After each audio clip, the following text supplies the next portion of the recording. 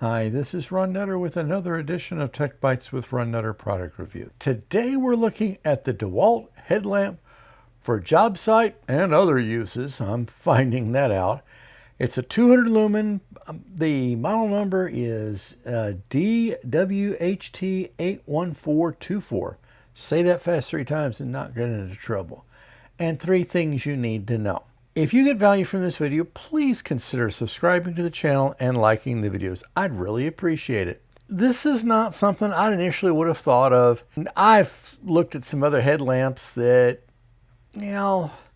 just like I didn't feel like, it felt like you're getting into one of these, what they call bunny suits, where you're working with hazardous material. It's not just the easiest thing to get into. It's just not, you kind of wonder how long it's going to last. Thing number 1, this gives you an option of no more holding a flashlight with one hand while trying to do work with the other hand while you're trying to hold the screws or the nails with your mouth.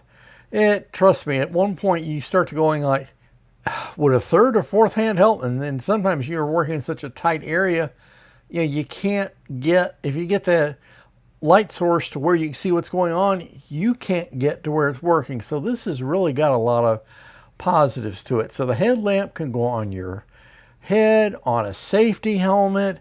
There's a lot of positives. And the nice thing is the batteries are easy to change. You don't have to take the whole thing apart, go to batteries, and then come back. Now, that's just my take on it, but I hate changing batteries, only if I really don't have a choice. Thing number 2, this can be powered with disposable or rechargeable batteries. Now, something to think about is, which do you want to do? Well, I try to go with the rechargeable batteries because I hate throwing stuff into the landfill that could have been avoided. I'll always keep a set of disposables around so that if I run into a situation to where what rechargeables I brought with me either didn't get charged or the charge got used up, I've got a backup set. And if you really want a long time out of the backup set, you can use you can look at these lithium disposable batteries. But again, we're getting back to, at some point those are going to go to a landfill. So I'm trying not to, if at all possible.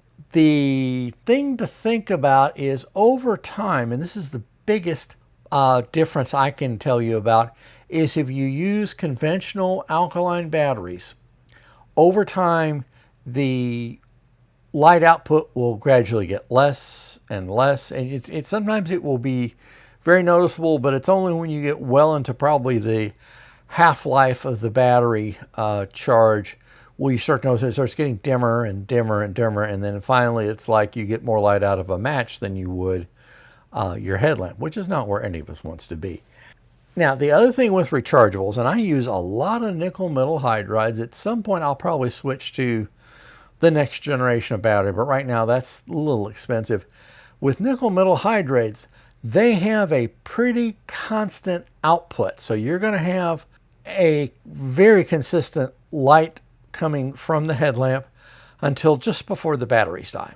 And I generally don't like to run my rechargeables down that low. My rule of thumb is to not let the nickel metal hydrides go below anywhere less than 50% state of charge. As far as that's about, if you were to put them on a meter, you would see 50% of the life.